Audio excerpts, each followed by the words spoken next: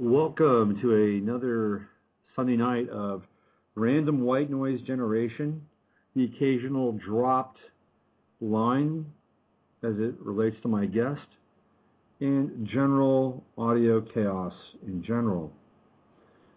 This is Robert Phoenix, and you're listening to Free Association Radio. Obviously, I'm being facetious. However, those elements have existed for the past two Sunday nights when I have interviewed Charles Osman, and actually 3 Sunday nights.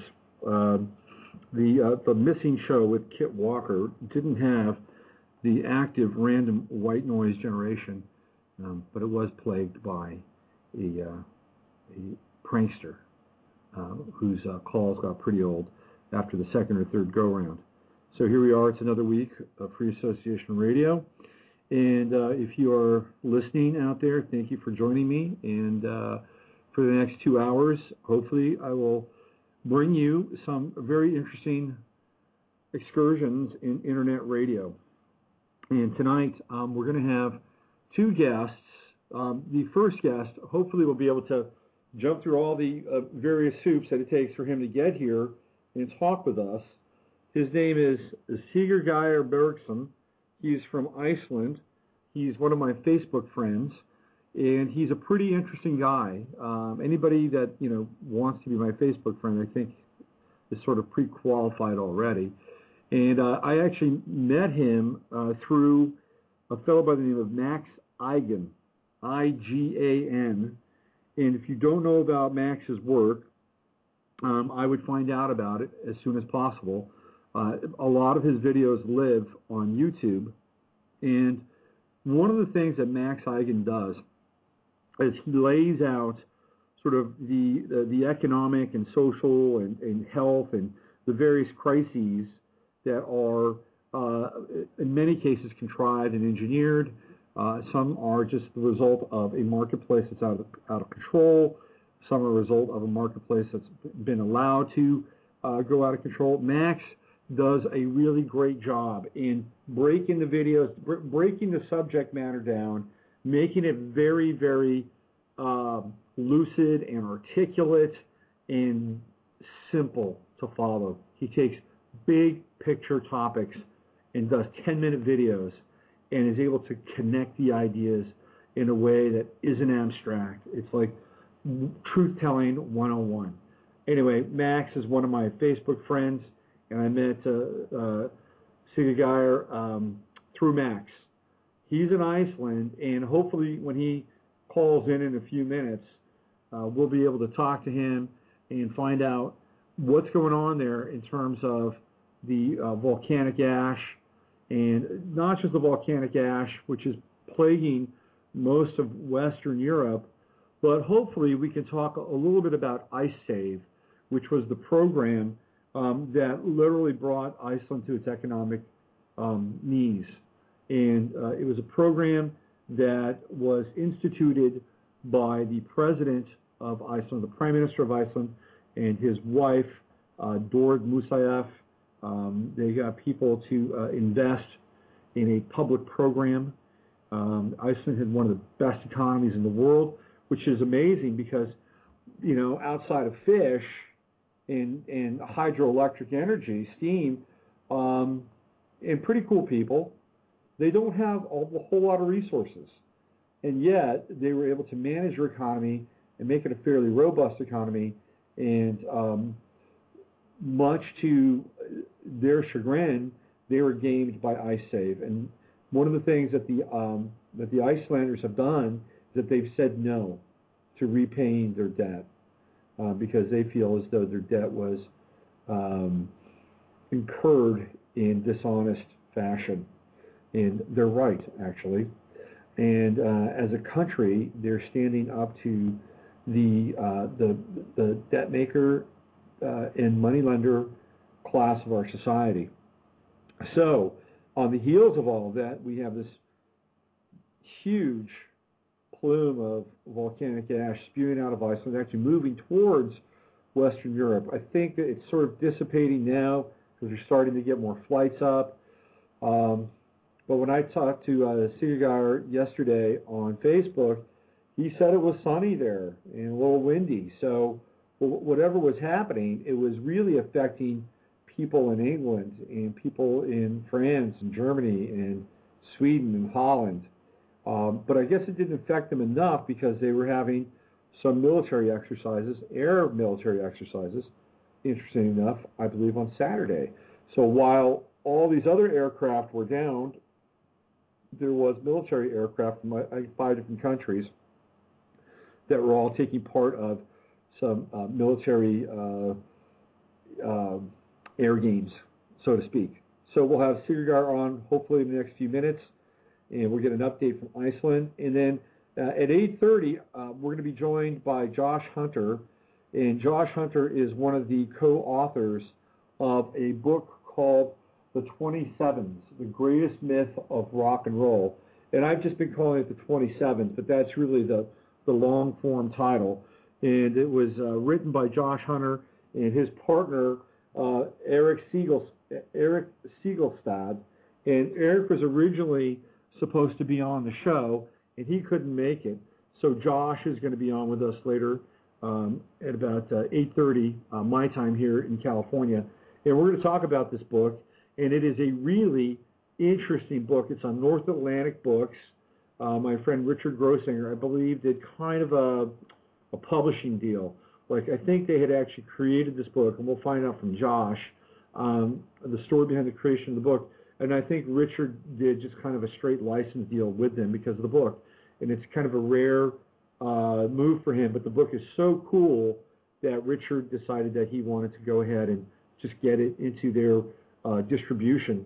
And so they did. And the book is an incredible sort of, I wouldn't call it an expose, but it's more of a journal of famous musicians, mostly modern rock and roll / blues, little country musicians that have all died at the ripe young age of 27. They never made it to their Saturn return, and each one of the cases is decidedly different. And of course, most of us are aware of the great 27s, Jimi Hendrix, Jim Morrison, Janis, Brian Jones, that group of real trailblazing, iconic, rock gods in the 60s all died at 27.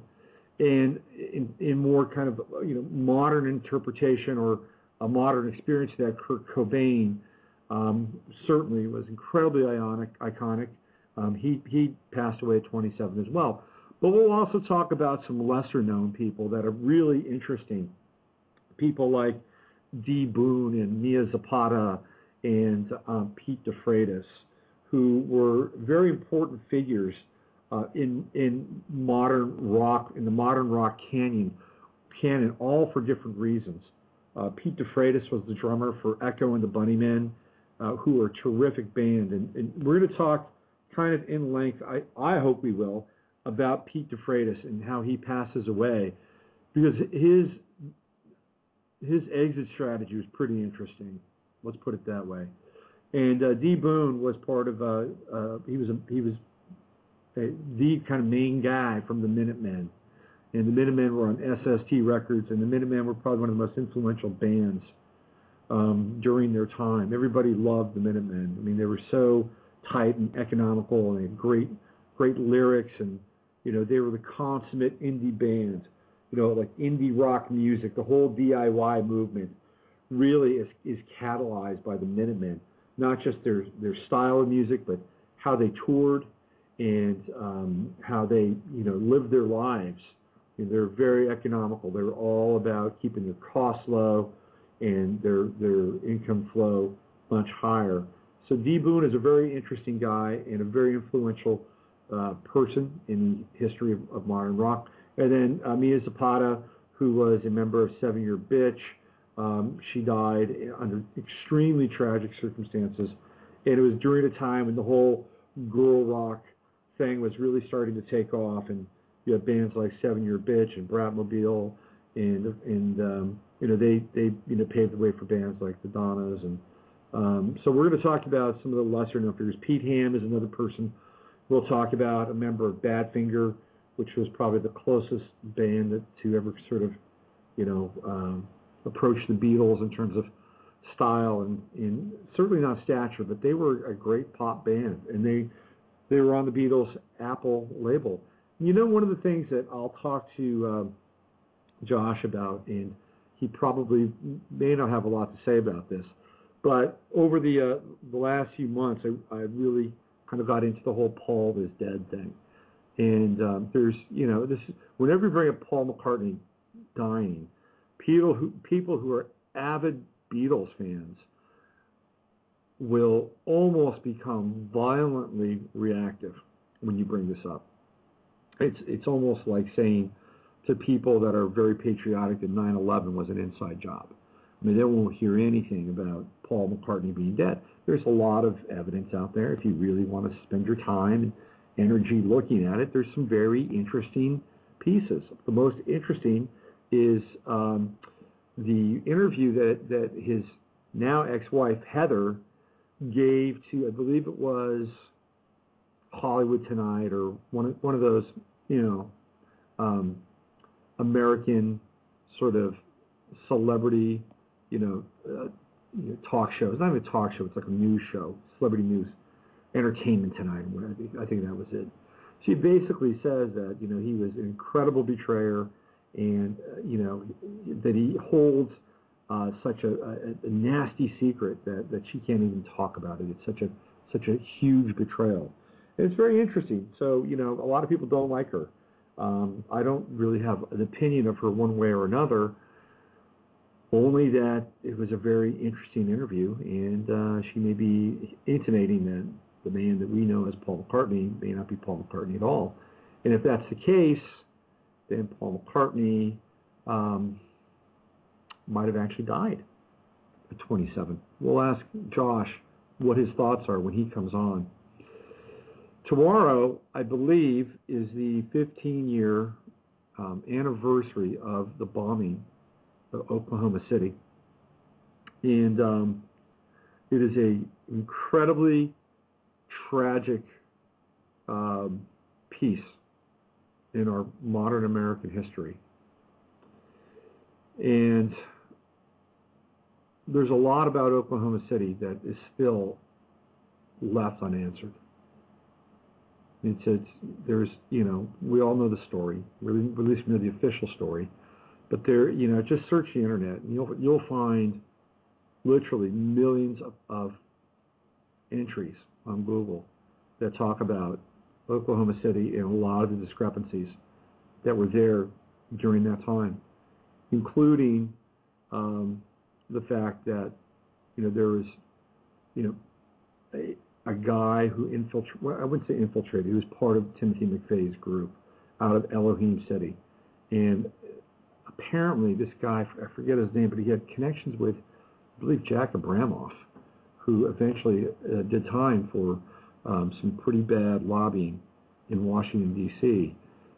So there's this whole, theory that the Timothy McVeigh and the guys at Elohim City had been infiltrated, and in a lot of ways were being set up to do this. And of course, on the heels of this, there was more legislation that was pushed through by the Clinton administration. And we'd already had Waco during that time. And, one of the things that is going to be talked about, and in fact, I believe Bill Clinton mentioned something about this, is that there are going to be illusions over the next day or so. In fact, you're probably going to see them or might have seen them already today on the Sunday morning talk shows or the press shows. There are going to be illusions around Oklahoma City and the Tea Party, and then the Tea Party movement. And they're going to try to draw parallels between the two.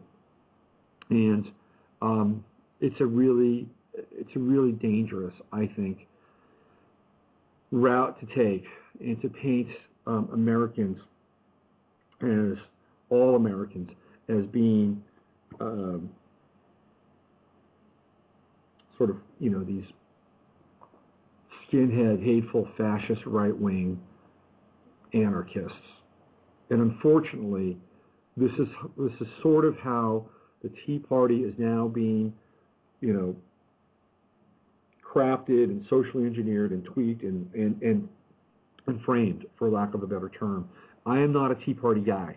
Okay, I'm not. I don't go to a Tea Party meeting. I don't advocate the Tea Party.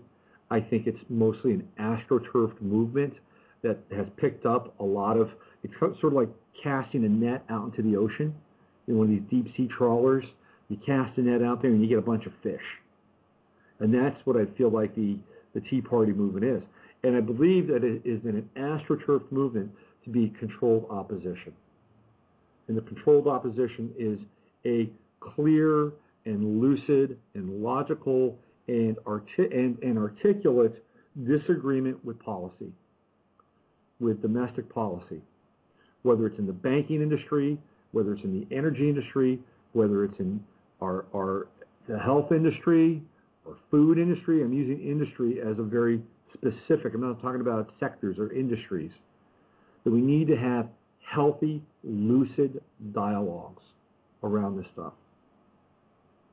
And if we don't have them or can't have them or not allowed to have them or shouted down, then what happens is that people who are opposed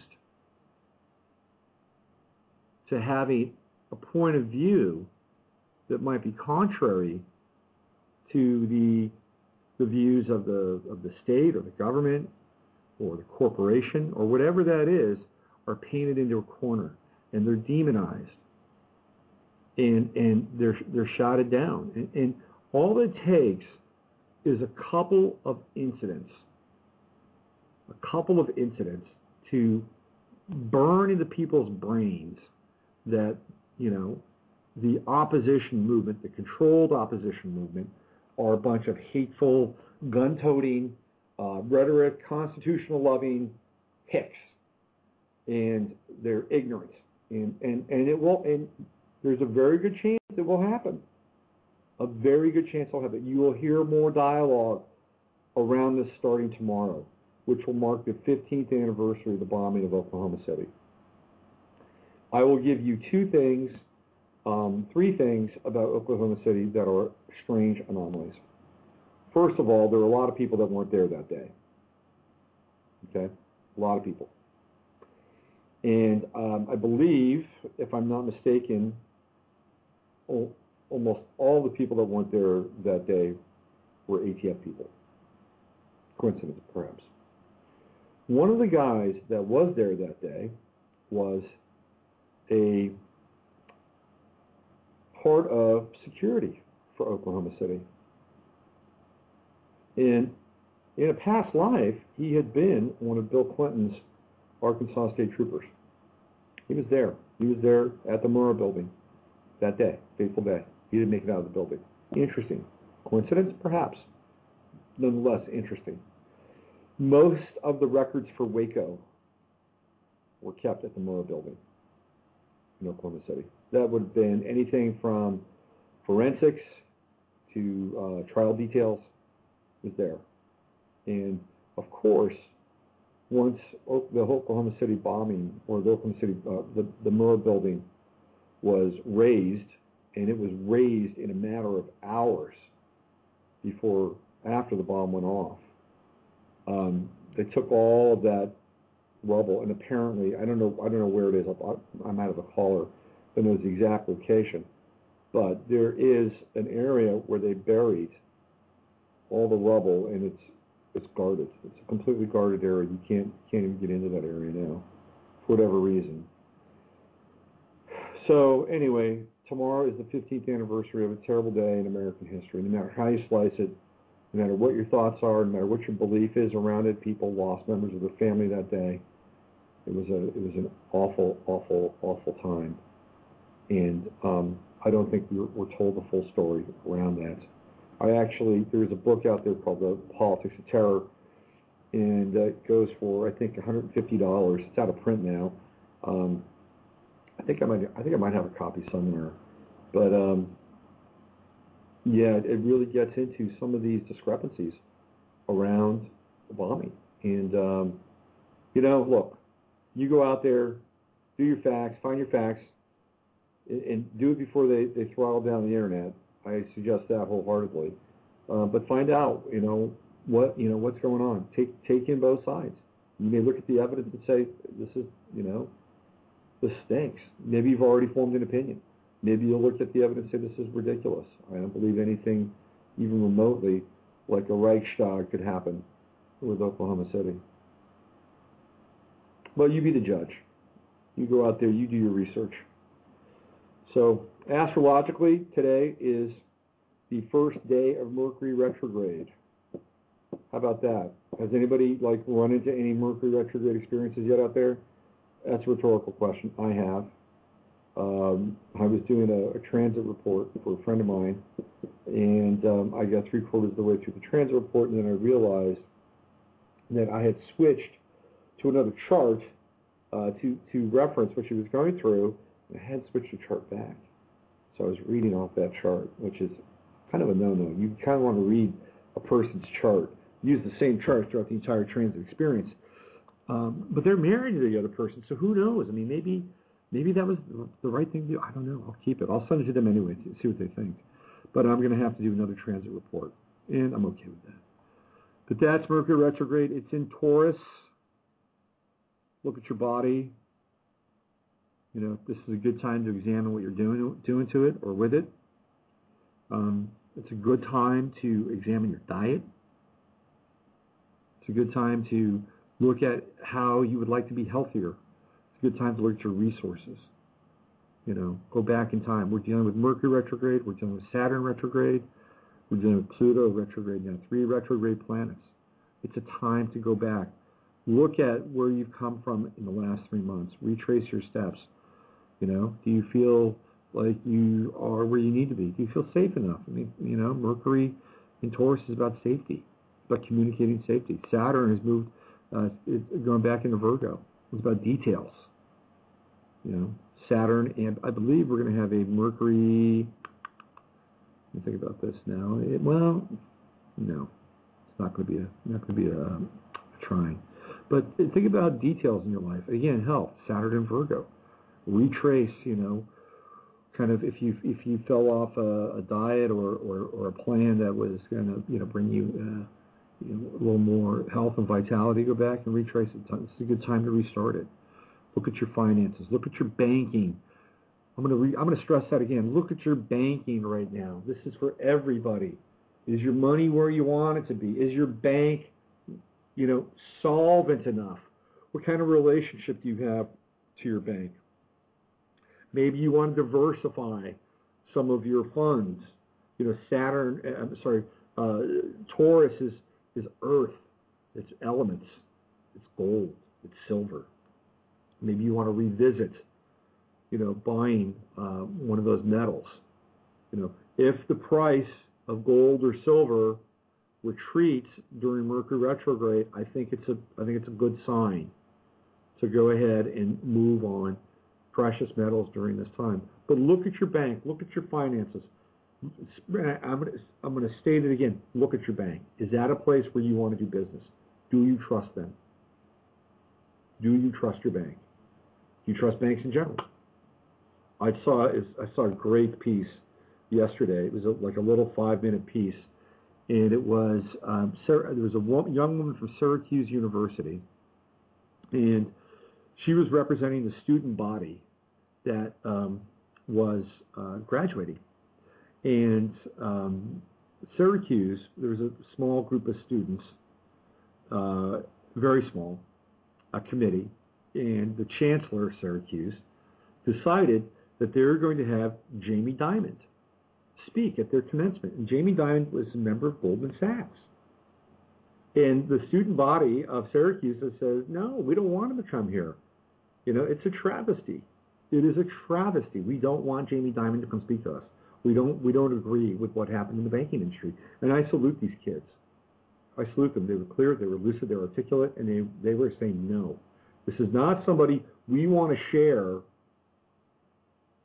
our transition with. We do not want to share the special time of recognizing our hard work and our achievements as students, all the money that we spent on student loans and the time that we spent on studying and getting through to this point. We don't want to share our time with a guy who basically helped engineer a massive ripoff. I don't blame them. And they had a guy come on who is I forget the guy's name.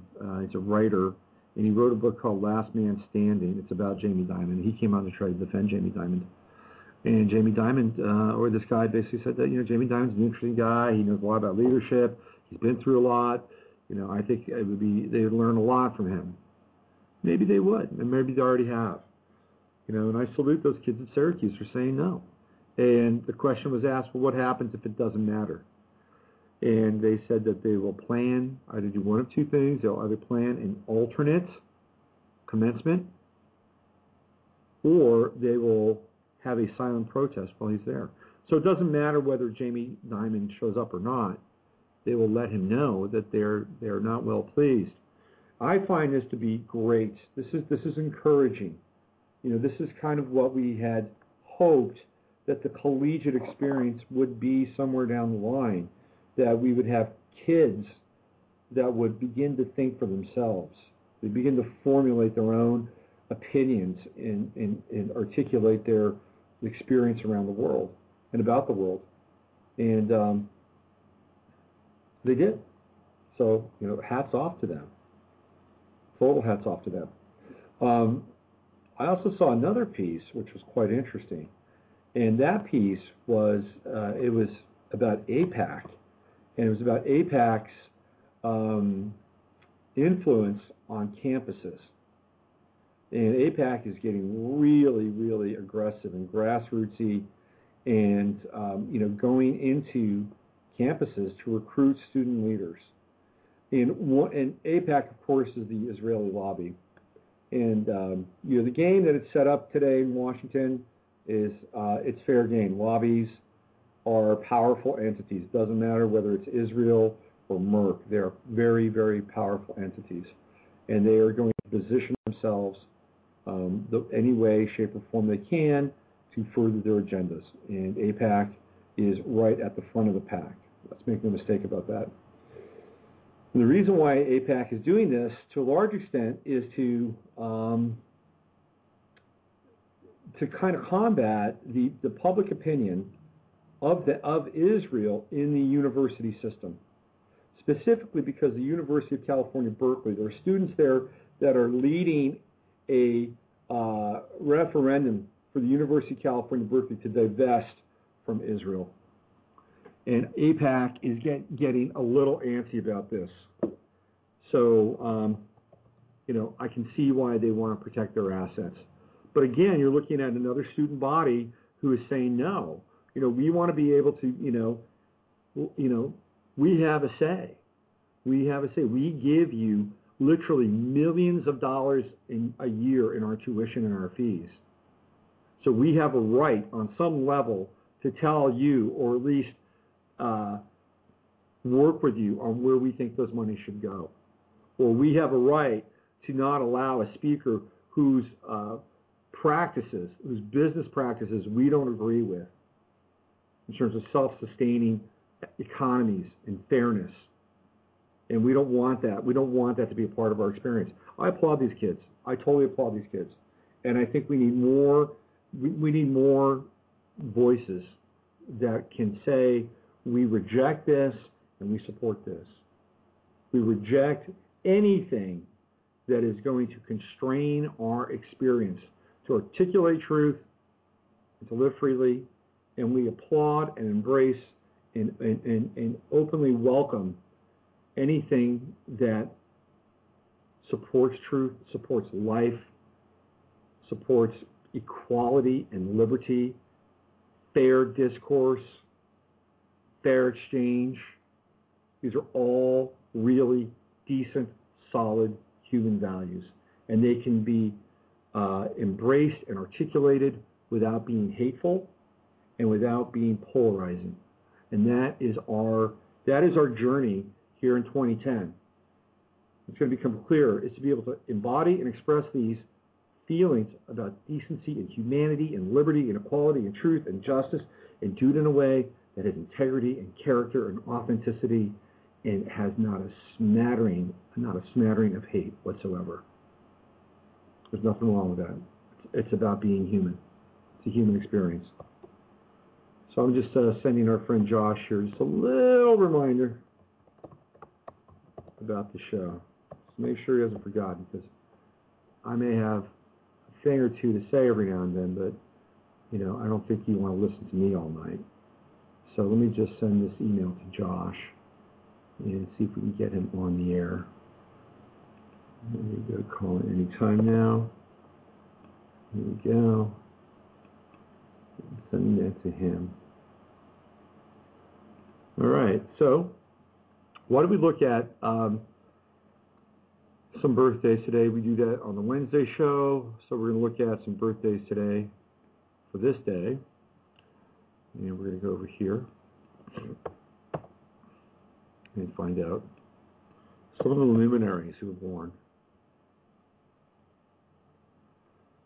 on April 18th, 19th. What is today? My God, it's timelessness. I'm in a zone of timelessness. It's the 18th.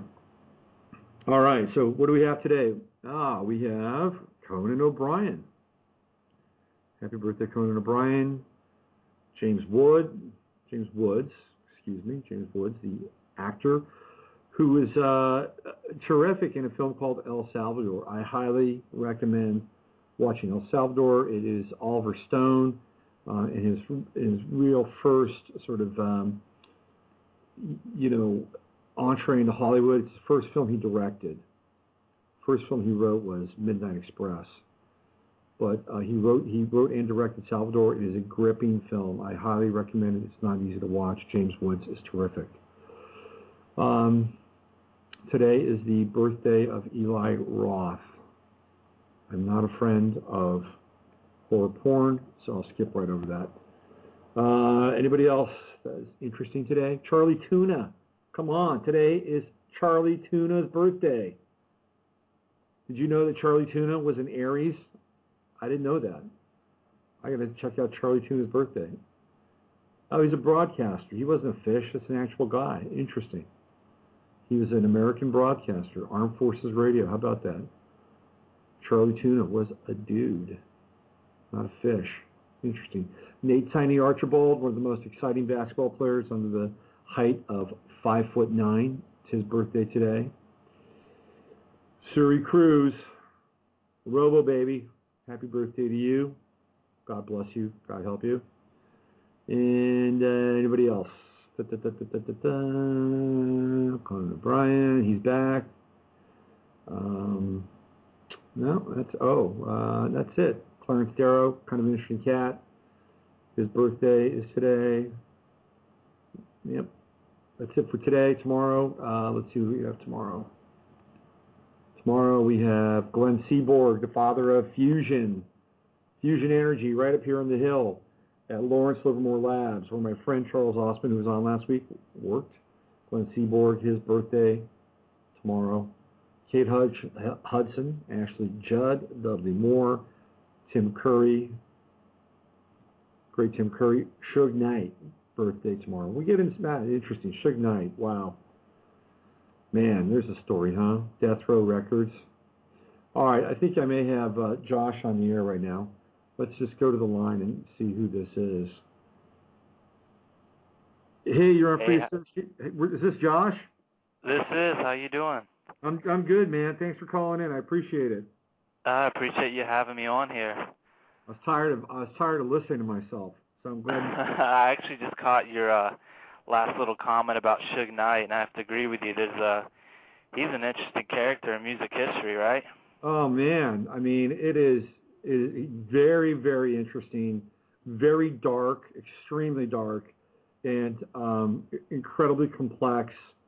So yeah, I mean, we could spend a lot of time talking about Suge and Tupac and the two assassinations, and it's heady stuff. But what I really want to talk about is you and this really cool book that you and Eric put out. And I talked a little bit about.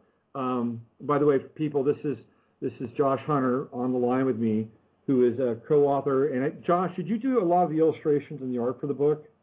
Yeah, actually, kind of the breakdown really is that the 27s as a book was a concept that Eric and I together came up with and explored. Both of us did the research, but Eric is actually is behind all of the writing. He penned everything, and then I did the artwork for the book.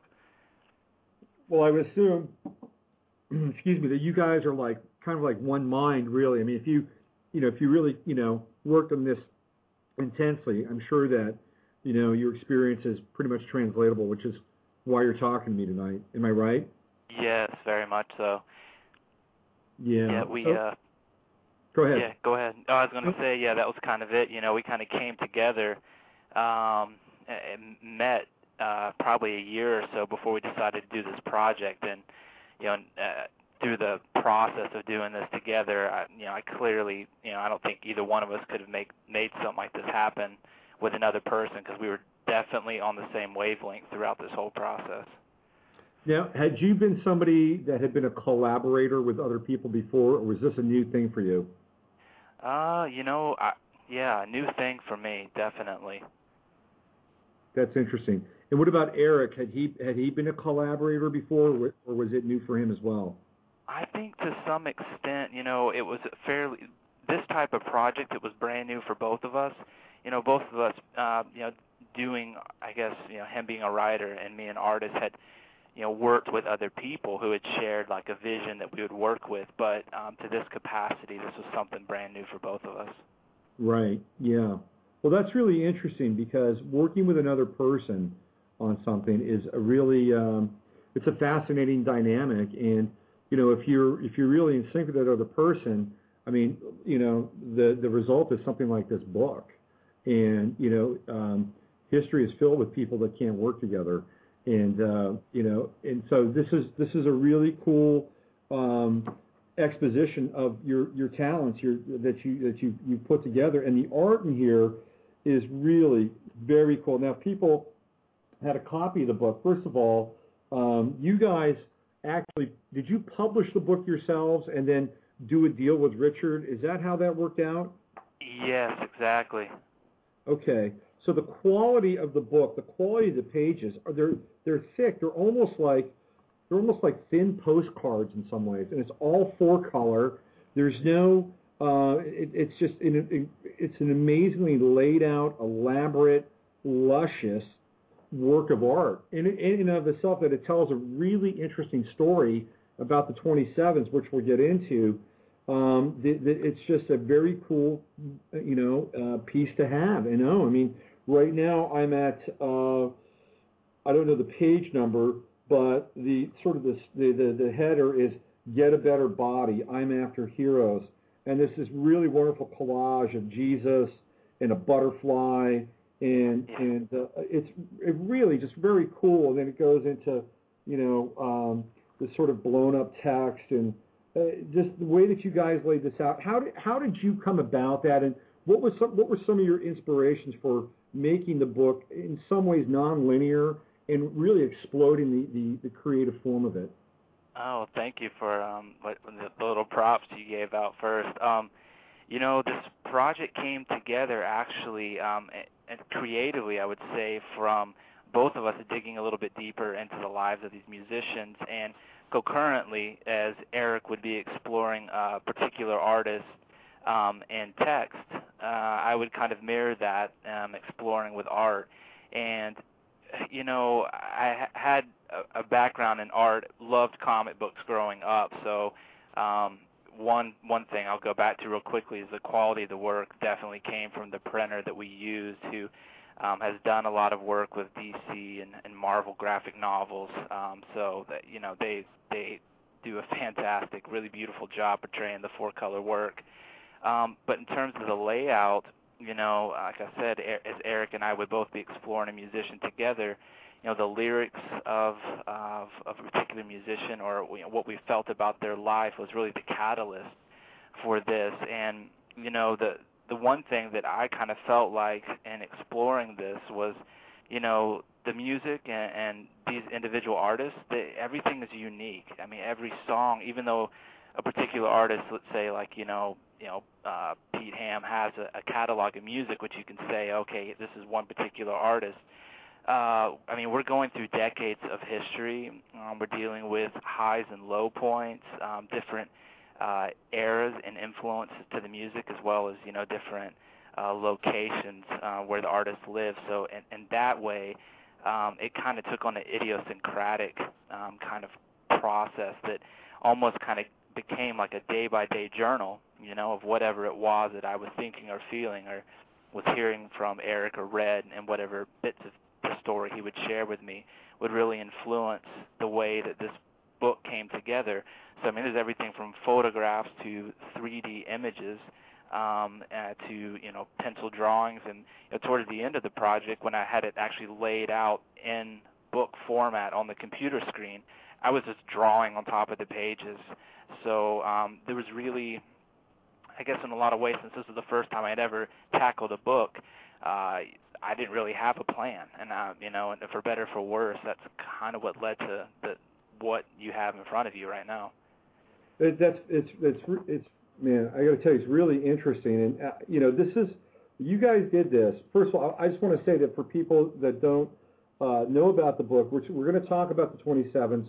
We're going to talk about astrology. We're going to talk about Saturn Return.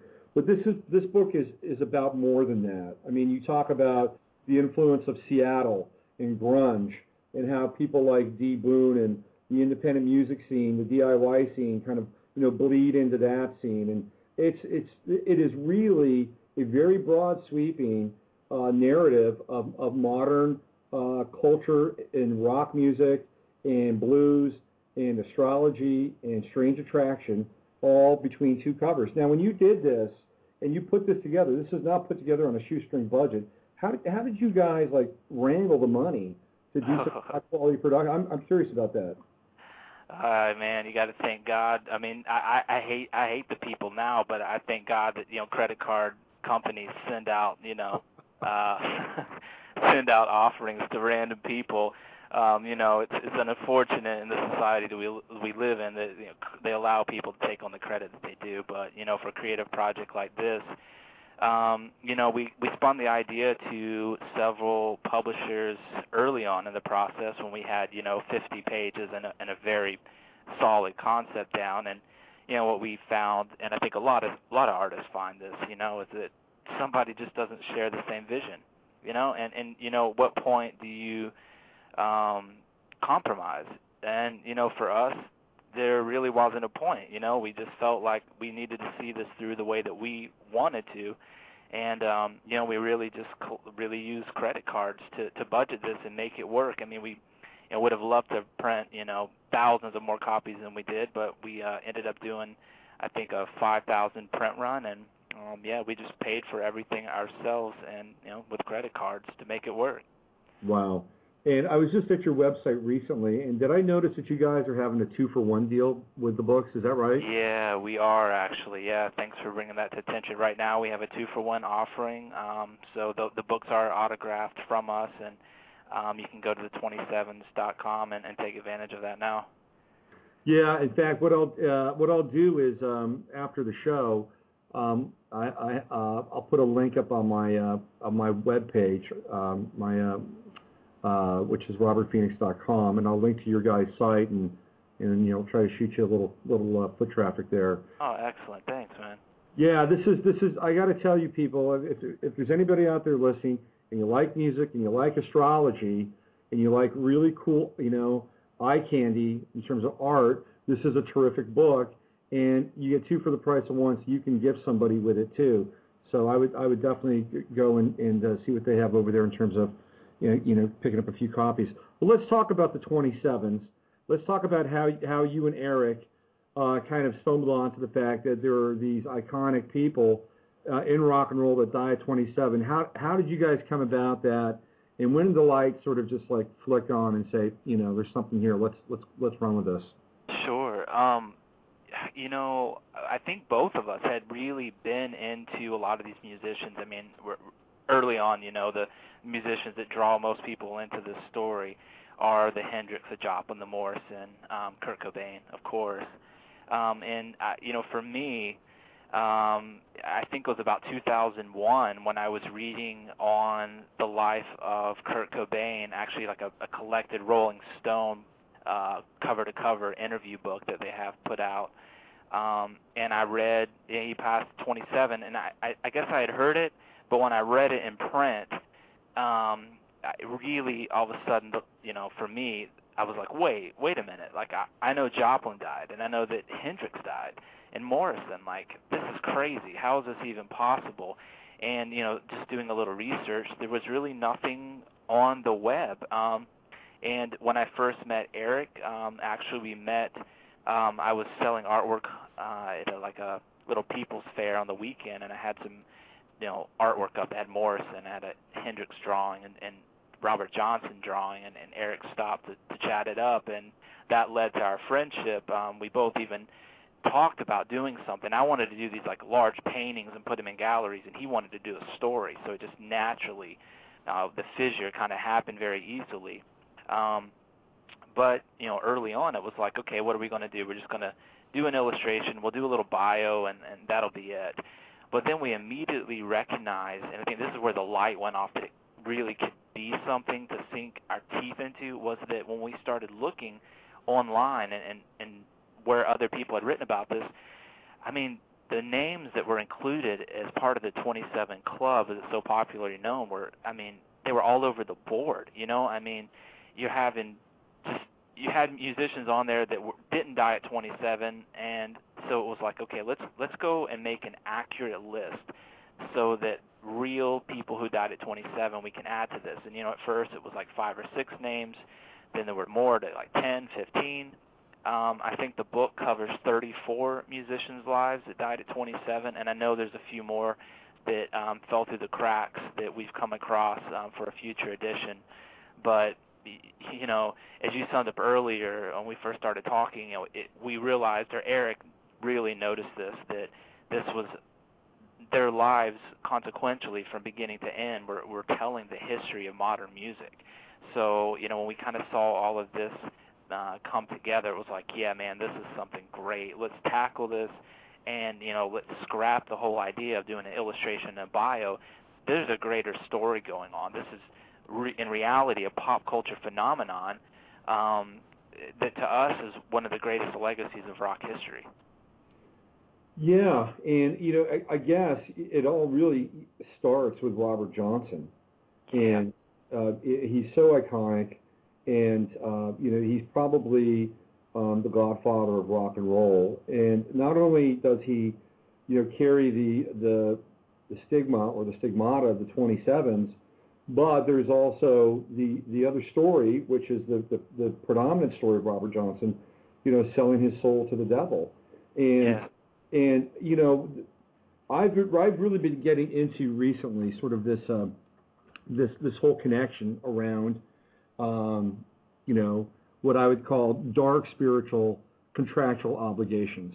And I don't know how much you've dived into Jay-Z's world, but Jay-Z spends a lot of time, trafficking in some really interesting symbolism and iconography, and he's, giving shout-outs to the Rain Man, and you just go onto YouTube and just type in, Jay-Z sold his soul, and you'll have at least, 500 videos all crop up. And what I find interesting about Robert Johnson is that, they talk about people that were with him during that time. Like before he went away and went to the Crossroads, he couldn't play a lick on guitar. And then he comes back, and this guy is doing things that, other people hadn't even heard of yet. So whether or not that holds any validity or not, I think it's pretty interesting. But it sets up two now kind of interesting memes and themes in our culture. One is selling your soul for success and power, and the other is this whole 27 thing. And when you looked at Robert Johnson, how much did the mythology of him selling his soul and the 27 experience kind of converge or diverge at any different point in your experience? Well, I mean, for us, that was a huge entry point into this saga. I'm me and friends have. I'm from the South. I'm from Georgia, so I've actually made a venture out with buddies to where supposedly this actual crossroads is, and dug up dirt, put it in a jar, had some spooky things happen to us on that one evening, and so the lore is huge for a lot of people, myself included. and even you look at like the book Hammer of the Gods, which basically kind of starts off and is talking about Zeppelin, in the middle of doing the same kind of thing. So I think in rock history, this idea of selling your soul is pretty huge. Not to discount that, but on the flip side is kind of the fact that Robert Johnson seems to be most associated with that. But history, at least where it's more written down, forget what Son House says, because Son House is the one that kind of started this myth that Robert Johnson sold his soul, was Tommy Johnson, another fantastic blues singer, who apparently did go out and tell people that he sold his soul.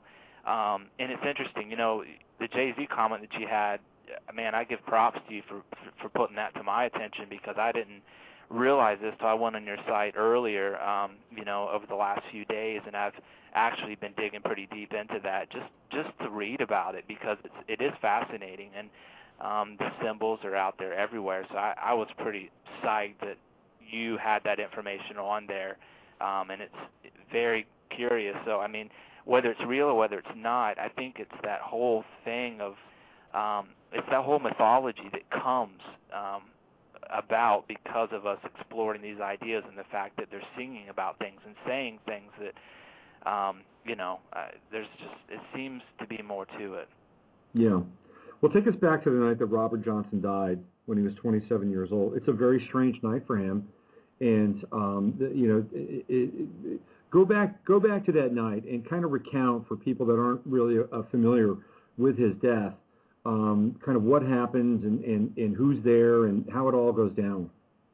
Well, as I know it, I mean, he's playing at a local juke joint, and as the story goes, he had been messing around with the owner of the bar's girlfriend or wife, and apparently was drinking poison whiskey, and he had too much and ended up going back to his room that night and kind of curling up on the floor, apparently howling like a dog, and he passed away.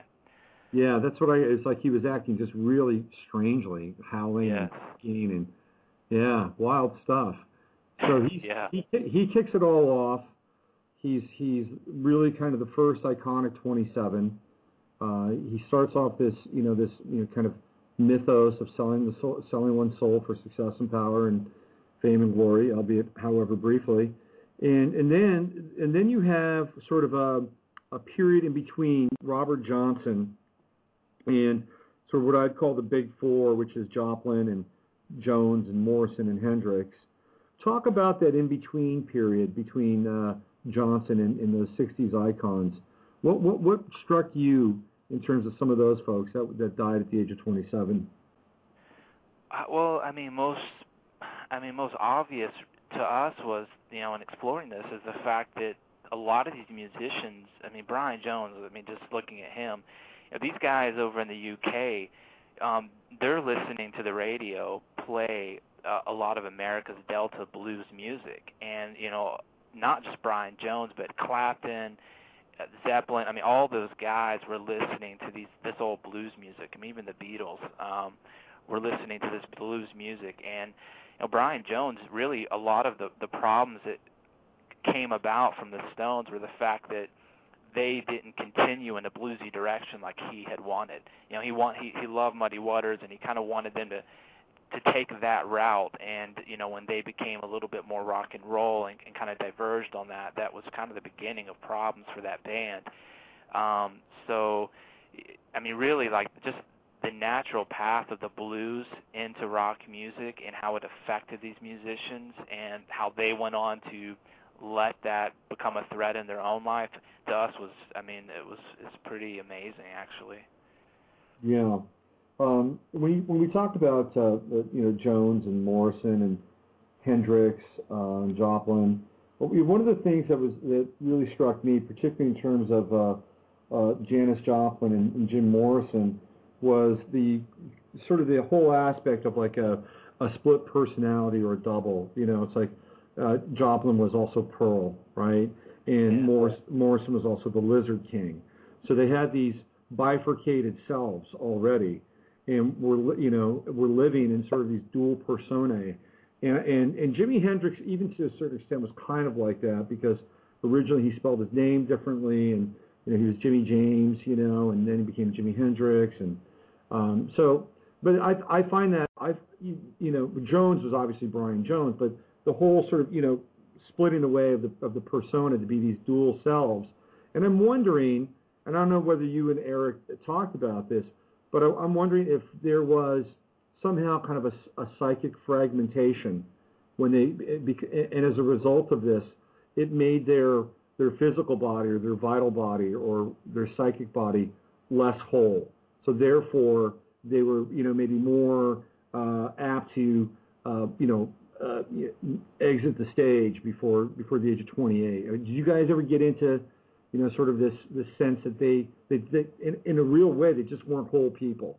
You know what I mean? I mean, sure. And Brian Jones actually for a little bit, a very short time, was in I think it was called the Priory, which is kind of an institution. He was dealing with a lot of problems. It was short-lived, but his reputation was one of the guys that the women loved him because he was a sweet guy, but he's also the guy that would break a wine bottle on the bar and slit your cheek open, which is one of the stories that Morrison talked about.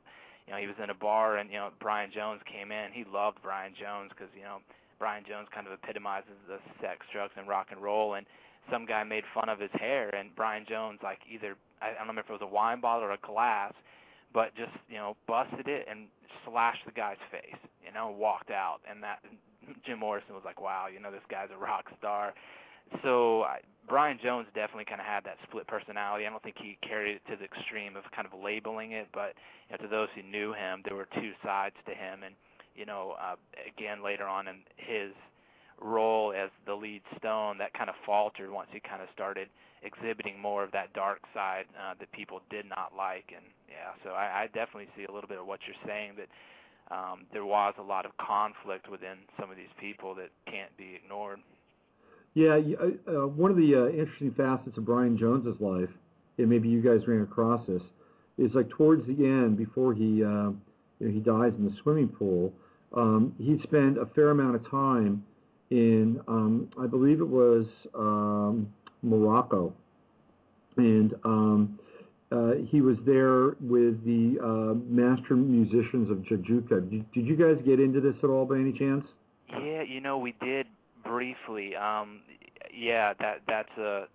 is a very cool, interesting story. In fact, he in some regards should be credited as bringing this concept of world music to the West because of that exploration with those masters of Jajalka. Yeah, he did. They put out the first record. I think it was it on the Stones label or was it on Apple? I think it was on the Stones label, right? I think you're right. Actually, I think it was on the Stones label. Yeah, that record's actually worth a lot of money. So he recorded Bashir Attar, who at that time was really young, and people aren't familiar with this. The master musicians of Jajuka they're kind of a nomadic group that live in the mountains around Morocco, and they play this really ecstatic trance music that is sends people into these really interesting kind of fevered states. And Jones was really taken with that culture, wasn't he?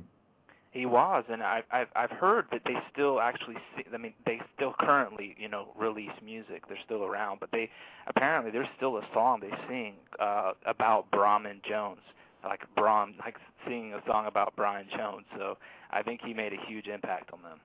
Yeah, they wanted to make him, from what I understand, they wanted to make him a fetish, which basically meant that this is what I understood, that they had this ritual that for a year there would be a boy that they would pick from their tribe, and he would get anything he wanted for an entire year, and then at the end of that year he would be sacrificed. This was part of their scene, and they wanted to make Jones kind of an honorary fetish, like they wanted to make him that boy without killing him, which I thought was kind of interesting and weird. That is wild.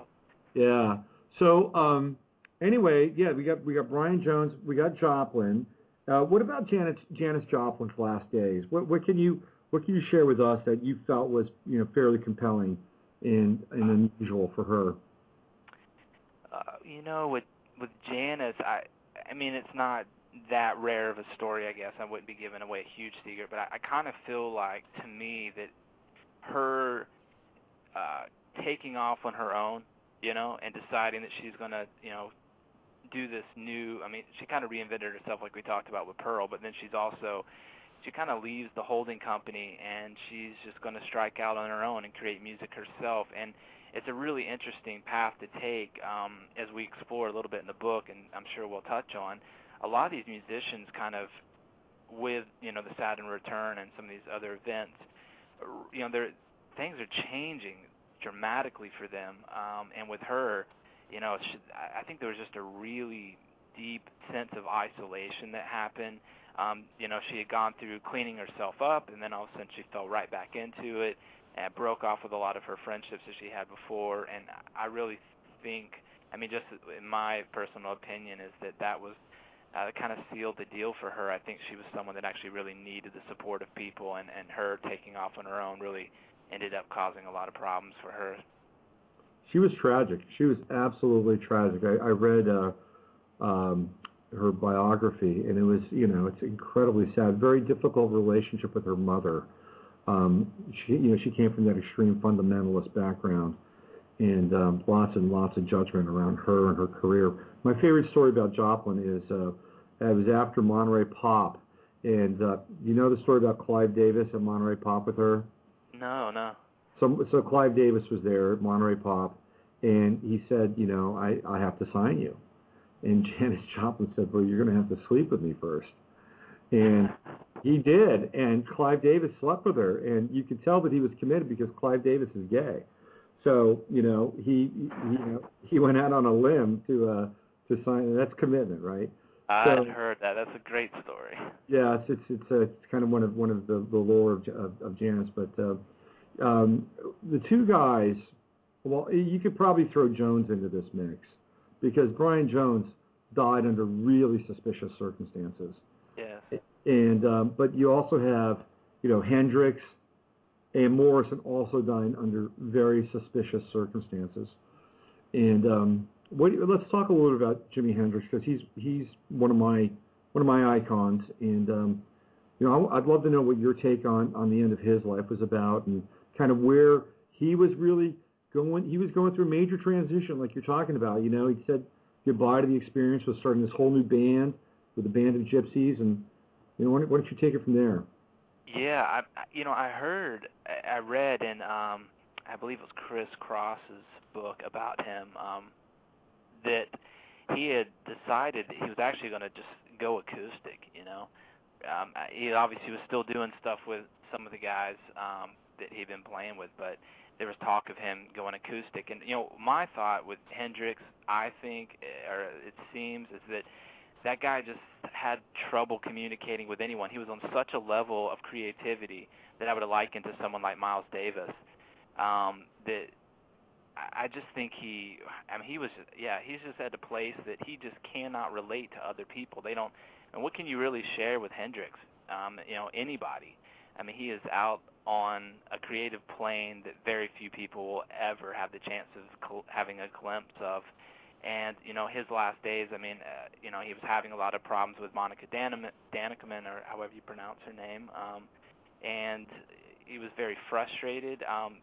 I've read a lot of things about what may or may not have happened, but I do find it very peculiar that the night that he passed away, he penned The Story of Life, which is a song that he was writing, and, to the effect of, the story of life is quicker than the wink of an eye.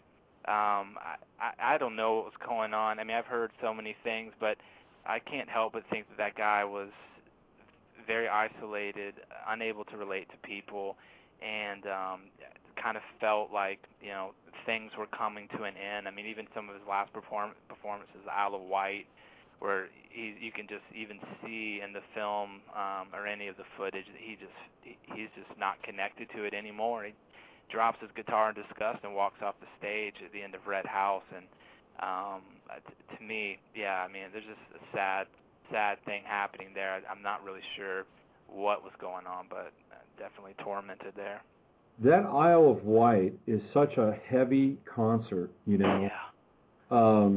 for a lot of different reasons. And you know, the Isle of Wight itself is, it's kind of a major druidic, zone. I mean, there's a lot of old druidic magic on the Isle of Wight, and that concert was just, you have Hendrix, and you can tell he's really troubled during that show. You can see it. I mean, he's really troubled. And then and there was almost like a riot during that show. And what's his name came on? Leonard Cohen came on. In fact, there's a movie out just recently came out. It's about his performance at the Isle of Wight, and he calms the crowd down by telling them like Zen parables and stuff like that. And so he's there, and Miles Davis actually debuts his electric fusion band at Isle of Wight at that very same show where Hendrix is. So there's like this interesting kind of passing of the torch at that time with Hendrix to Davis, even though Davis was much older than Hendrix. But his fusion band and the whole Bitches Brew thing takes off for Miles right then. So, yeah. So have you heard this theory that Hendrix's manager killed him? Have you heard that theory? No, I haven't. Tell me. So the theory is that Hendrix wanted to leave his manager. That's one theory I've heard. And the manager got him over at, I think he was at Monica Daniman's place, right? When he passed away. And they got him to take a couple of pills to calm down. And then they just poured like gallons of wine. And because when he died, they did the autopsy. He had wine in his lungs. And the only way you get wine in your lungs is if you're choking on wine. And they found copious amounts of it in his lungs. And I believe the roadie for Hendrix, you can check this out online. He basically copped to the story that it was the manager that did it. So I don't know whether it's true or not, but certainly there would have been some form of motivation on the manager's part if Jimmy was going to take away the gravy train. Sure, absolutely. Yeah. What about Morrison? Talk about just, dissolving into this mythic fog. What's your sense about him and what happened to him at the end of his life, and where? Because Hendrix was really trying to, he was trying to find his black roots. He was, Buddy Miles, Billy Cox, Band of Gypsies. He was really trying to kind of, figure it out at some level. Where do you think Morrison was at the end of his life, just before his Saturn Return and where he passed away? I think his real ambition was to be revered as a poet, Music was obviously very important to him, but poetry, you can even look at his influences of Rimbaud and Nietzsche, and, the list goes on for him. I think that was what he really wanted. And what happened in Miami, the concert in Miami, where he apparently, exposed himself, which there's not a single photograph to date that shows that. In fact, I think it was a year or so ago, I know that there was a petition, the DA even kind of released that charge against him by the state.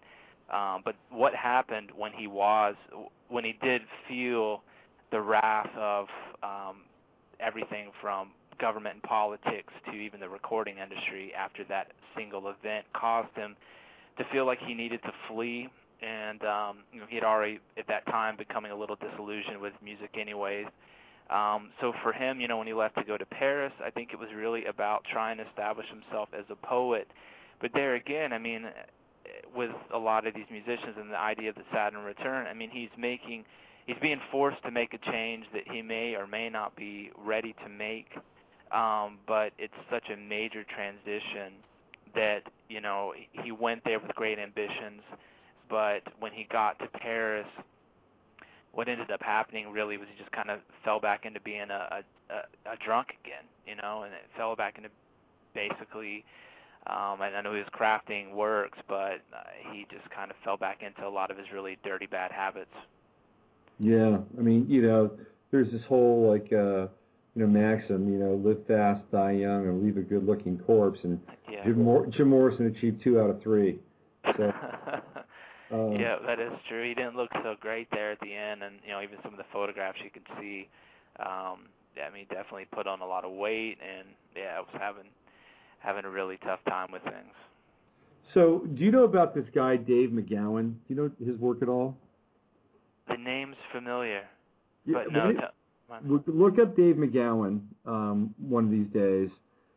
Dave McGowan has done a really, really interesting look at the Laurel Canyon scene, which is where a lot of the Southern California musicians come out of. And he makes some very interesting connections between some of these people that just sort of randomly show up, and where they come from and who their family members are and what kind of business their family is in. It's very fascinating. So I actually have done a couple of pieces on my site where, in fact, one of them is on Frank Zappa, and I have a link to Dave's site on Frank Zappa stuff.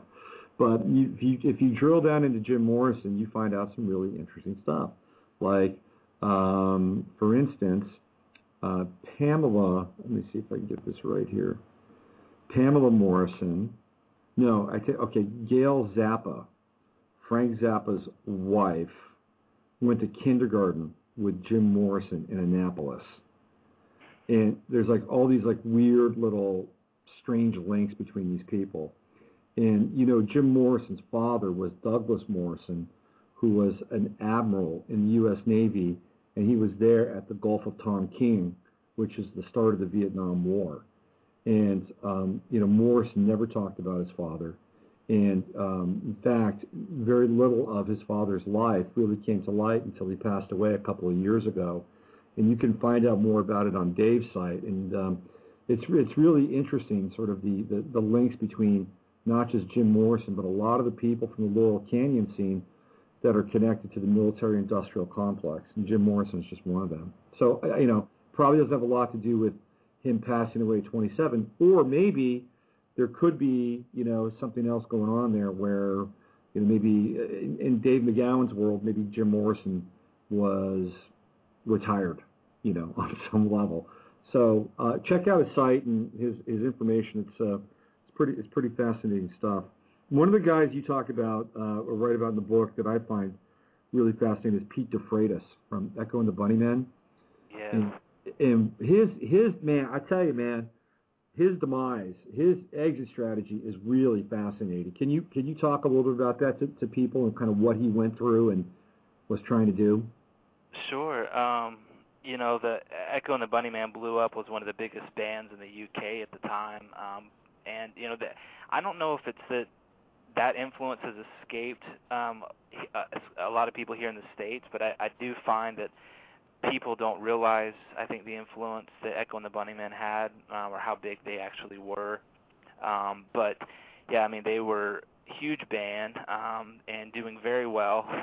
And then Ian McCulloch, the lead singer, I think they kind of started having a little bit of, they were not succeeding as much as they had previously encountered. They're used to these very large sellouts, and then all of a sudden things aren't quite coming together the right way. And the one who kind of decided to do something about it rather than sit around and wait for the next big album to be created was Pete DeFreitas. And he decides that he is going to leave and go to New Orleans, where he is going to follow or somewhat create his own religion, which is based on Bacchanalism, from Cat's Cradle, the book, and Kurt Vonnegut's book, Cat's Cradle. And then he's going to blend that with this idea of the way of the duck, which was basically just based on this idea of these paintings of ducks that a friend of his had done. And I guess the duck came to symbolize this middle road between good and evil, or absolute goodness. I guess that doesn't make sense, but somehow the idea of this duck and Bacchanalism was going to be blended together as this religion. And he gets down to New Orleans with a few buddies, and they create a band called the Sex Gods. And what ends up really happening is it's this wild debauchery. I mean, they're partying at one of the most expensive hotels in New Orleans. They're staying up for days on end. Pete's out crashing motorcycles and crashing cars.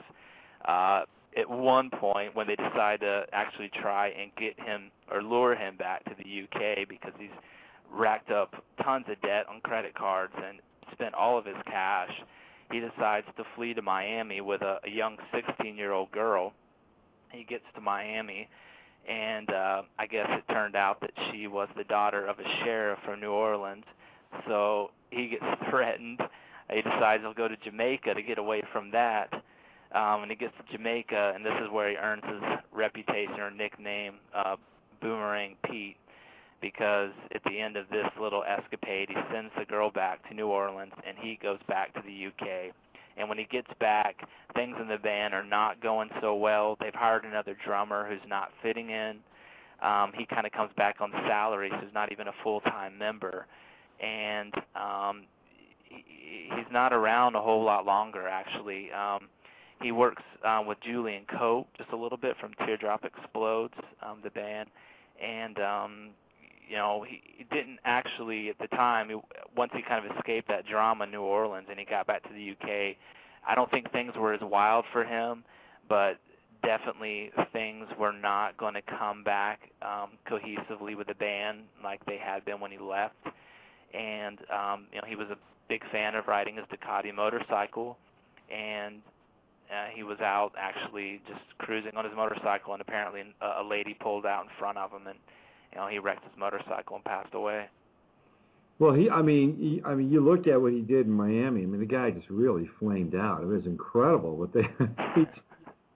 He really went for it, didn't he? He did. I think he really does own the record in rock history for having the most debaucherous escapade of this. I can't remember. I was actually trying to figure this out. If it was like 16 days or whatever days stayed awake straight, apparently, slept standing up. He definitely earns the most debaucherous moment in rock history in my book.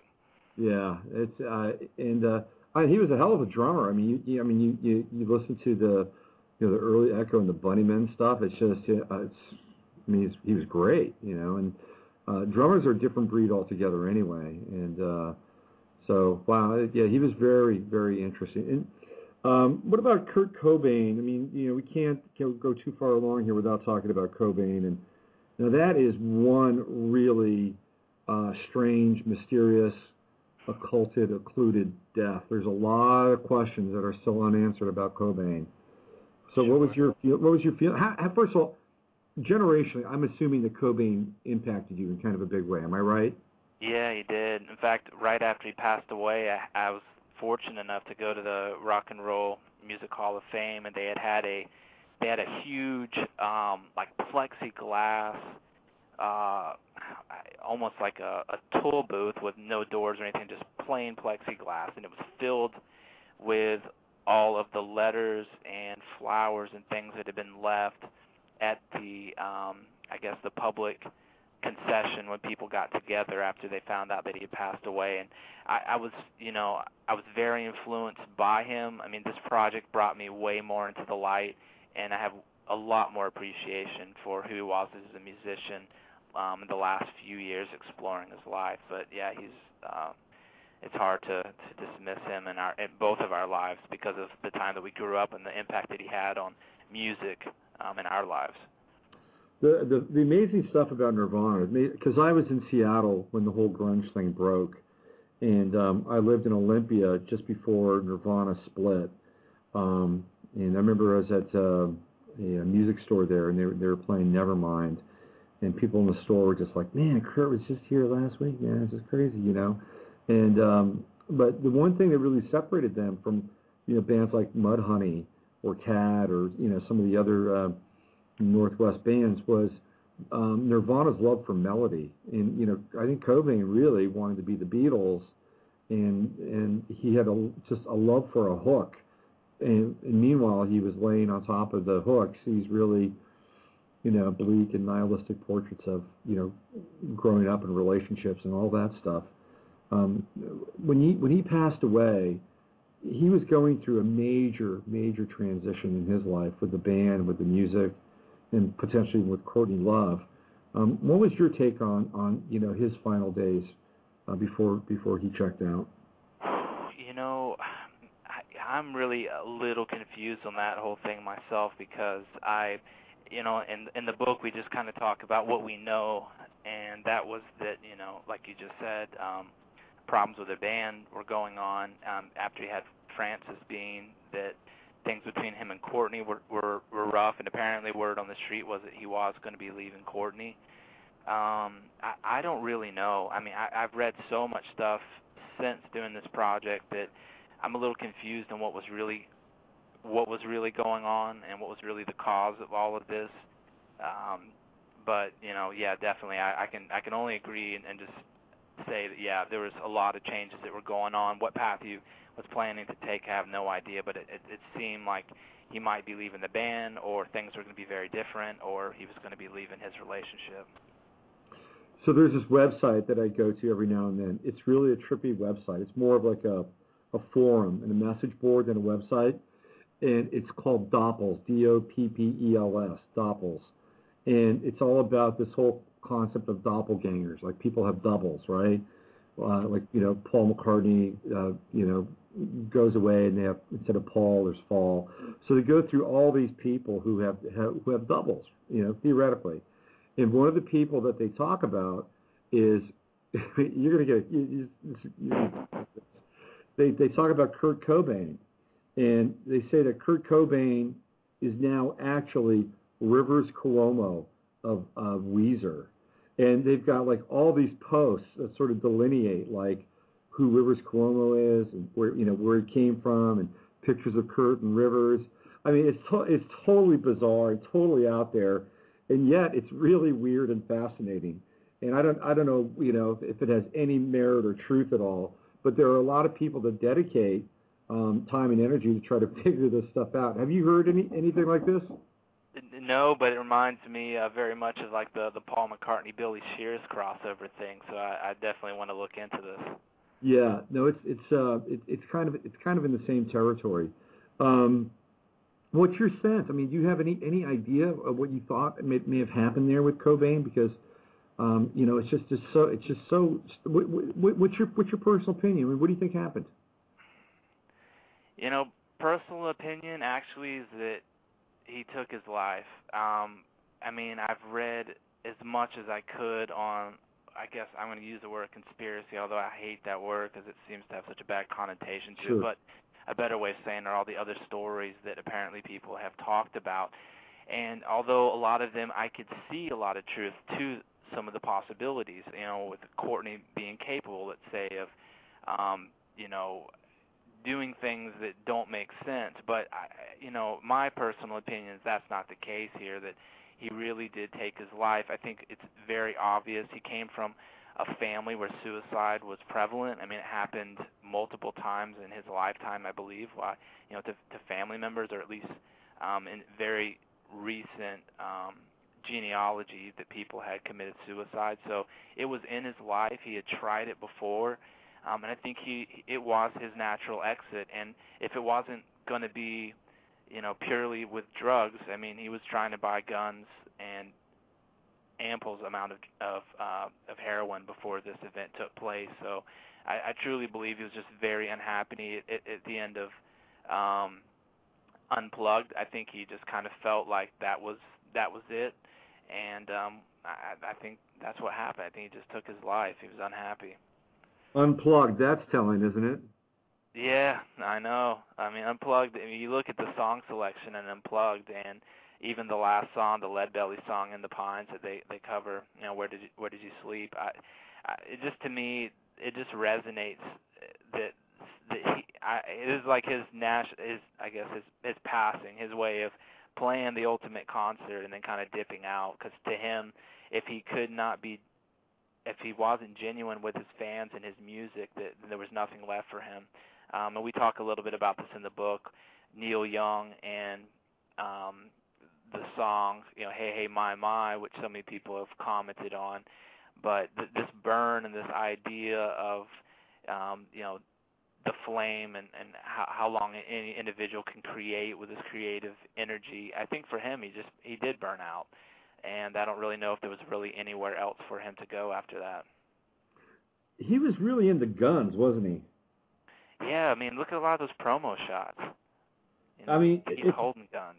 it's really weird. I mean, it just seems to be so contrary in some ways to, kind of, who he was on another level. And yet I remember stories about him buying guns and shooting guns. And I guess that's that whole kind of, Western Washington, Abilene thing.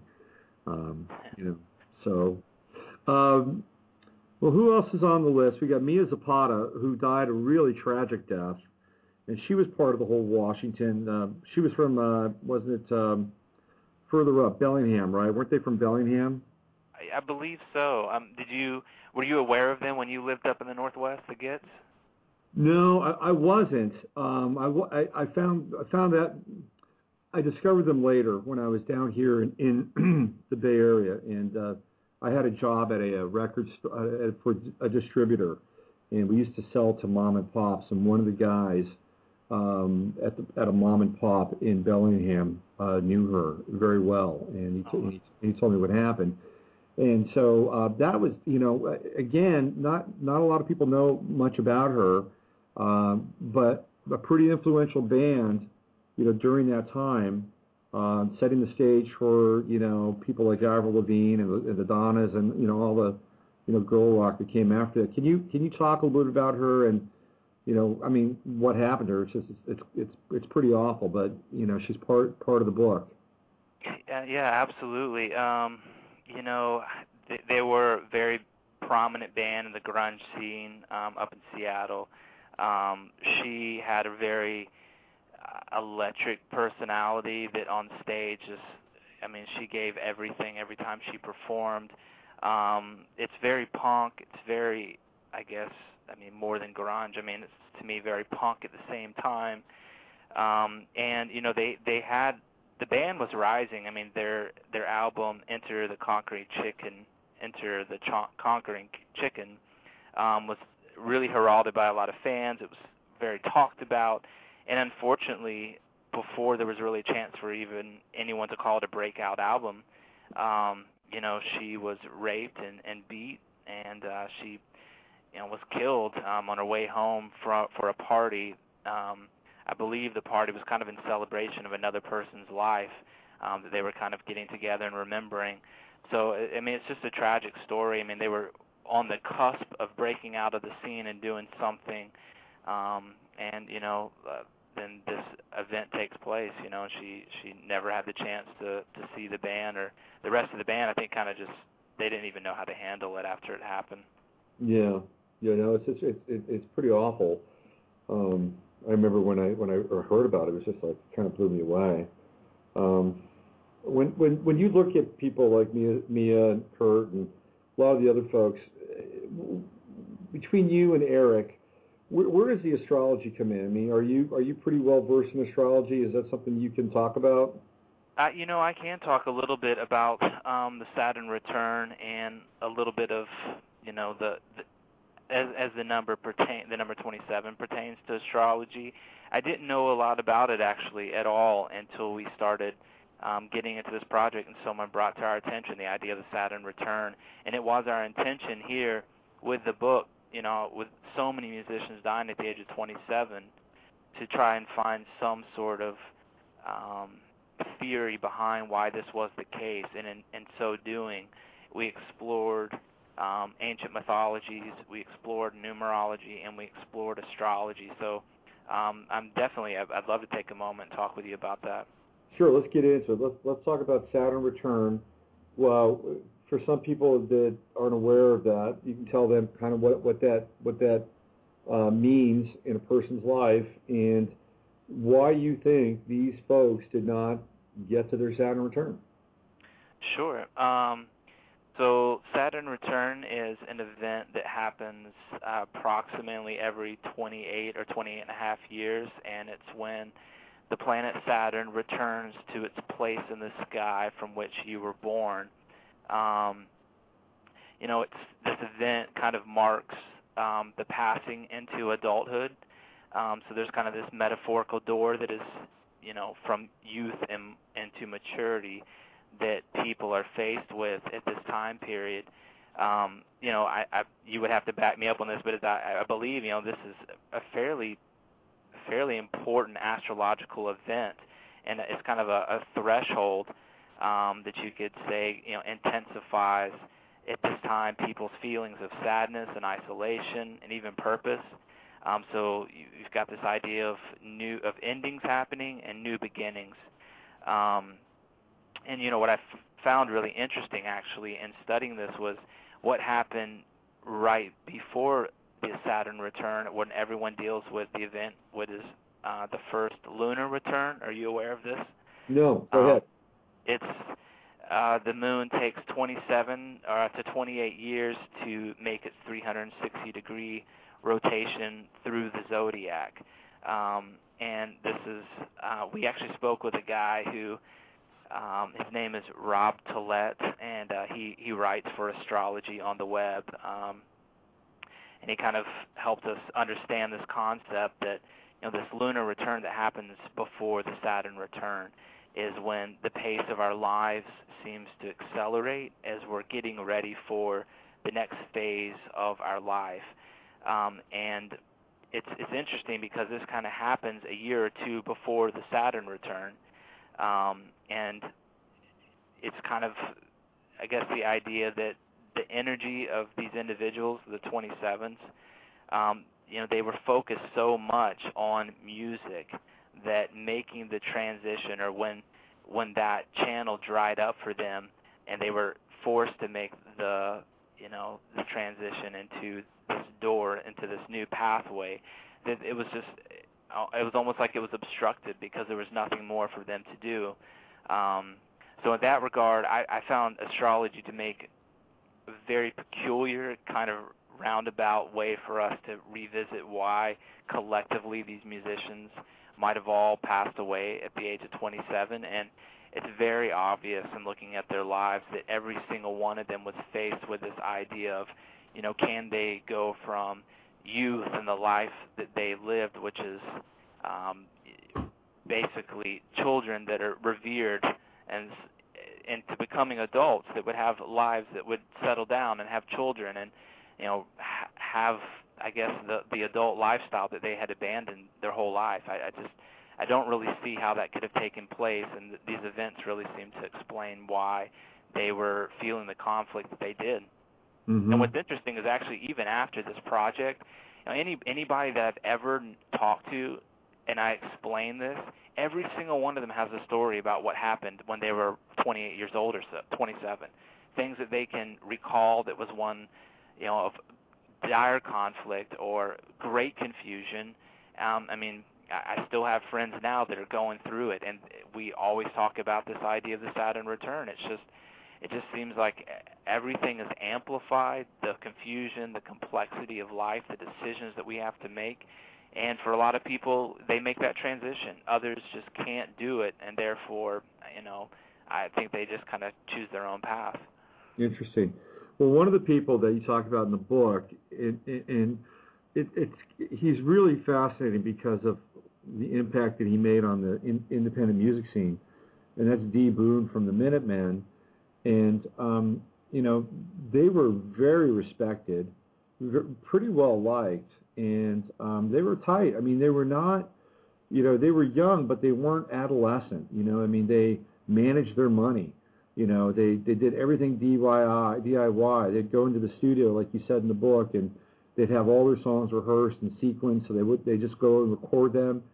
And they were very mature, and yet, I think the big thing for him and possibly the rest of the band was that when they went on that tour with REM, which you talk about in the book, that they get shown a very different world in terms of rock and roll. And I don't think it's a very pleasant experience for them at all. And he winds up actually dying right after that tour. But it didn't seem to me as though he was that conflicted. However, where his band was and what they stood for in the face of what was really this kind of alternative rock, post-punk scene that was going on at that time was really in conflict with, I think, their ideology. What was your take on him, and why do you think he didn't make it to his Saturn return? You bring up a really good point. He wasn't. I wouldn't lump him with the rest of the group that was really struggling with, like you said, or what I was talking about, this principle being confused or tragically unsure of what life was going to bring. Him and Mia Zapata are perfect examples, or even Freaky Ta, where tragedy just struck, and they just, their age at which they passed away, 27, was, in some regards, one thing I do notice about a lot of these musicians, though, is that when we look back on history at them, they seem to be on the cusp of when, like the Minutemen were very popular, but I think today, you see people, or you hear when people talk about the Minutemen, and their influence is just gigantic. They did so much for that punk ethos that came after them. And what we just mentioned with Mia Zapata or someone like Freaky Ta, where their music kind of was just on the cusp of exploding. I think Dee was one of the most intelligent people that we were discussing in this concept. The book, the 27s. I think he's, his idealisms are unmatched. Him and Mike Watt seem to have built something that, even today when you hear Mike Watt talk about him, it's amazing. They still seem like, they're brothers, and they had a relationship which was really unmatched. But I guess with Dee and their music, in some regards, even though he wasn't confused, it did seem like they were in some sort of a transition of appreciation where they were getting bigger. What happened with them with REM, I think, was really tough for them, but they seem like the type of guys that could have rolled with that, but it's like he was taken away too quickly, and they never really got the appreciation that we kind of spill on them today. Yeah. So it's a really interesting cast of characters. You got a few people that aren't in the book that have passed on since then who are 27. I went to the website. Who are some of those folks? Census book. I can't recall actually Census book 27. There were a couple that we found that I know that there's one female R&B singer, and I'm not sure if she passed away after this, but she was kind of brought to our attention. I can't recall who she played with, but there's 3 or 4 musicians that were popular, some in Europe and some in kind of the reggae roots as well, that we will dig into and try to include, but at the moment I don't have enough information to really share much about their lives. Just know that they're there. Right. I was looking at Randy Rhoads, who played guitar for Ozzy Osbourne, died under extremely mysterious circumstances while they were on tour, and he didn't make it to 27. He died at 26. He was about 9 months away from turning 27. But I'm sure you ran across a lot of people that were kind of on the cusp of 27 or close to 27. What about, is 26 really too far away, or did they fall into a whole other bucket? We really focused on the age 27, but at the same time, we did come across a lot of these musicians, and we would dig into reading about their history. And again, you look at Randy Rhoads, who you mentioned, and it's hard to imagine what music would be like without Randy Rhoads. He's still so revered today. Or someone like Duane Allman.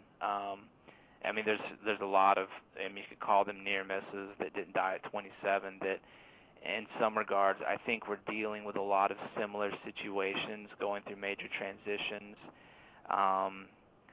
But that's for, I guess, a whole nother book altogether, because there's so many more that weren't 27 who still influenced the history of rock and kind of carved out their own place on the mantle. That, like I said, that's for a whole nother story, because there are a ton of them out there. Right. So when did the Jonas Brothers turn 27? No, just kidding. Britney Spears, we kind of watched her, and of course, I'm sure a lot of people, and there are a lot of comments about Amy Winehouse online, but when Britney was 25 or 26, she apparently was making comments that she feared she was going to be one of the 27 club members. So, in some regards, I mean, some of these younger kids, I think I mean, just like us, they're very aware of this, especially if you're a musician. You know, you're very aware of this saga, this mystique with music history. So I'm sure a lot of them are doing everything possible to avoid it, while some of them, I mean, you could even look at Richie Edwards from the Manic Street Preachers, who might have steered his way right into the myth. Wow. So what's next for you and Eric? What else you guys got going on back there? We've talked about doing a project, and we've started to do research on this, and it is basically looking back at the legacy of the Chitlin Circuit, which is the string of African American venues that begin in Austin and run across the southeast and up to the Apollo. And this is where people like Ike and Tina Turner, even early Jimi Hendrix, and a lot of very famous African musicians kind of had their start before they became prominent musicians with major record labels that we know them for today. And it's a piece of, I guess, American history that's not very well known. A lot of the venues they don't remain anymore. And a lot of any of the history that was recorded on them has disappeared. So anybody who actually was on the Chitlin Circuit, they're basically in their last years of life. So we have been looking into doing a project that would focus on that history, so that there would be something out there to talk about, that influence on modern music. Right. Otis Redding came out of the Chitlin Circuit, and really took Monterey pop by storm. And how old was Otis Redding when he passed away? I believe he was 25 or 26. He's right there too, the same. Man. But yeah, Otis Redding, man, that guy is, again, it's just amazing. I mean, for me doing this project, Eric and I both passed through the age of 27 and doing this project, and just to realize what people accomplished, some of these musicians accomplished in their 27 or 26 years of life it's astounding. It really is. It kind of makes you look at where you are and go, I really need to take it up a notch. Or for the younger people, it's like, look, if you have the talent, you really got to get on it, because these are, I guess you could say, these are almost like big statures to try and follow. So were you and Eric going through your Saturn Return when you did this book? Yes. Oh, that's cool. What a great testament for your Saturn Returns. It was, and to that regard, it was very tough, going through it. But at the same time, there's a lot of enjoyment in exploring this subject while, kind of experiencing it at the same time. Like I said, I think it really made both of us look at where we were as creative artists and what we wanted to do.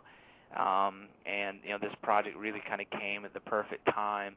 And it was also a fantastic project to just focus on the lives of, 34 really incredible and influential musicians who left legacies that, will be influential for many years to come. So, well, what is your sun sign? I don't know what my sun sign. Could you tell me what it is if I give you some information? When's your birthday? I was born May 8th of 77. So you got a birthday coming up. You're a Taurus, man. Yeah. That's good. Cool. So let me look at your chart real quick. I got my ephemeris up here. Do a quick little gaze into your future. Cool. May 8th of 1977. Okay, here we go. We're in there. Hold on. May 8th. Okay, so we get your Taurus Sun, 17 degrees. Moon in Capricorn. Mercury in Taurus. So Mercury is retrograde right now. In fact, it went retrograde right on your Mercury. Your natal Mercury is at 6 degrees. It went backwards today at 6 degrees. So this is actually a really good thing for you to get on the radio show and look backwards with me over the creation of the book and some of the stories. This is a good way to kick off your Mercury retrograde. And you have Saturn in Leo, which is what I thought you had. And Saturn in Leo is all about harnessing creative potential and creative energy. And did either you or Eric become parents during that period? No.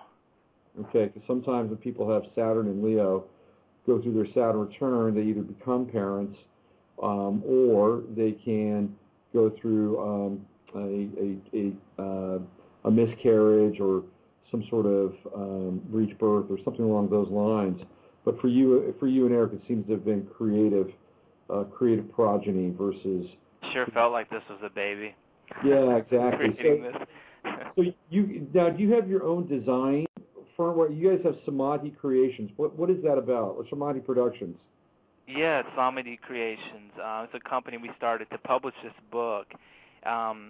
Samadhi is a Sanskrit word, and Eric actually came up with this concept for our company name, but it's a Sanskrit word, and Samadhi is defining a relationship between an artist and the artist whatever it is that the artist is creating. So it's thought of as like the devoted object and the devotee. It's what happens in the middle of both of those. That's Samadhi.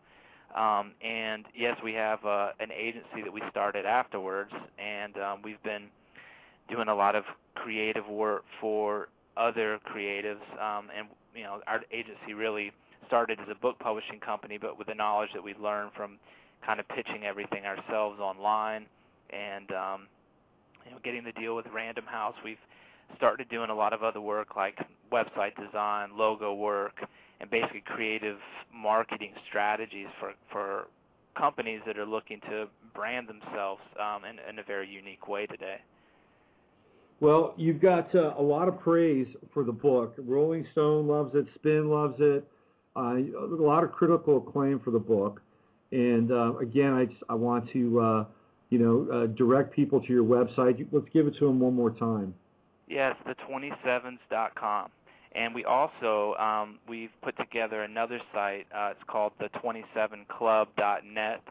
And that site has a lot of information that we've pulled from the book. So if you want to explore a particular musician, you can go to the27club.net and read about their lives and some, I guess, synopsis from the book. We also discuss a little bit about numerology and astrology.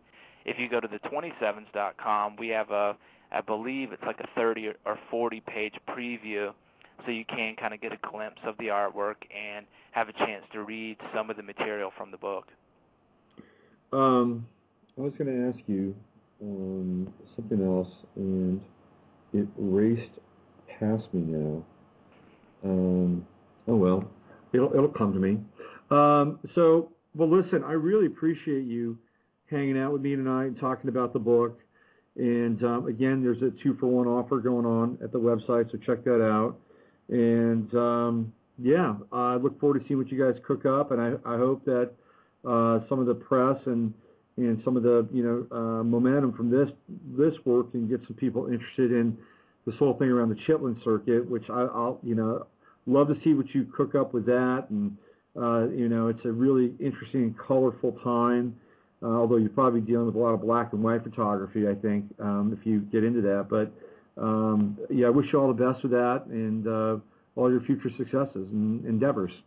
Thank you so much, Robert. I really appreciate it. And again, I've just really enjoyed spending the time with you tonight, and I'm sure that you'll see my path on your site here in the future as I continue to explore more of Jay-Z's Illuminati connections and some of the other material that you have on your site, which has sent me in a lot of really fun exploratory directions. So keep rocking it, man. I really enjoyed the time. Thanks a lot, Josh. Take care, and we'll catch up with you sometime down the line, okay? Sounds great, buddy. Take care. Bye-bye. Right. So that was Josh Hunter, one half of Samadhi Productions, Samadhi Creations, and co-creator of the 27s, the greatest myth of rock and roll. The book itself, again, I can't stress it enough, it's a frickin' piece of art. And they got 2-for-1 at their website, and the only reason I keep talking about it is because they have not sold a lot of copies. They've done okay, but I think that they could sell a lot more, and it's not because it's an insubstantial book. Quite the contrary. So we love to support independent artists and independent creatives on Free Association Radio. So I just want to do a little bit of housekeeping here. Let's see, starting, I think I'm probably going to wait until after Mercury goes direct, only because there's some stuff I need to work on and kind of get it up and off the ground. I'm going to be moving the show to 6 days a week, and it's going to be Monday, Tuesday, Thursday, Friday. It'll probably be sometime around 1 o'clock in the afternoon, and I'm going to have what's called the Pharisee Hour, which is a takeoff from the word Pharisee, and it will be an hour of just headlines and just connections. I may have some people on someday, maybe I won't. It's going to be pretty eclectic. Wednesdays are still going to be navigating the astrological matrix. I'm going to have Willow from Willow's Web on once a month. She's agreed to it. If you didn't catch the Willow show, she's kick-ass. I love her. She's a rising star, and I'm thrilled to have her on once a month, where we can, just sort of, mash the pop cycle and the historical cycle that we're in, so to speak. And then I think probably starting next week, I'm going to break out my new sponsor, which is Vigilante Vodka from Montana, and it's handcrafted vodka. It's a small batch handcrafted vodka from Montana, and next week we'll be busting out the props of Vigilante. So it's the first sponsor for the Free Association radio experience. So that's it. I want you all to have a wonderful week. Don't fall for the hype around the hype around the Oklahoma City bombing and the teabagging, and just don't fall for the hype. It's all divide and conquer. It's all about divide and conquer. Just don't go there. What we really need is more unification at a very, very deep level, very deep level. So don't buy the hype. Don't allow them to push your emotional buttons. Stay strong, stay sovereign, stay articulate, and stay consciously aware. That's what we need more than anything right now, more than anything. So I think that's it. I think that wraps up yet another week of Free Association Radio. Special shout out to Bunny. I know you're out there somewhere. So Bunny, shout out to you. Appreciate your presence and inspiration in the Free Association experience. God bless you. And that's it. Until Wednesday, where we navigate the astrological matrix, this is Robert Phoenix. You've been listening to Free Association Radio. Use your head to discern what's real, and use your heart to stay open to what's possible. Take care.